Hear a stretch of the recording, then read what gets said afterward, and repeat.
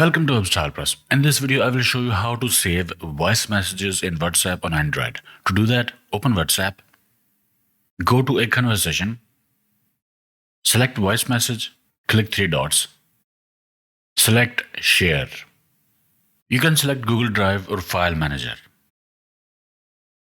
Let's select File Manager. From here, you can select any folder or create a new folder. To create a new folder, select More and press Create Folder. Give the folder a name. Press OK. Now select that folder. Press Paste.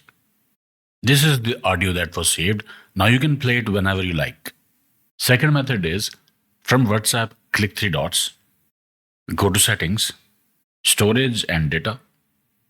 Under Media Auto Download, press When using mobile data, select Audio, press OK. Select When connected on Wi-Fi. Make sure audio is selected in the options and press OK. Press When roaming, select Audio, press OK. But for roaming and mobile data, it may cost you more, so keep that in mind. This will auto-save audio clips that you receive on WhatsApp in your mobile gallery. Okay, I hope it helped. Like, share, subscribe, and I will see you in the next one.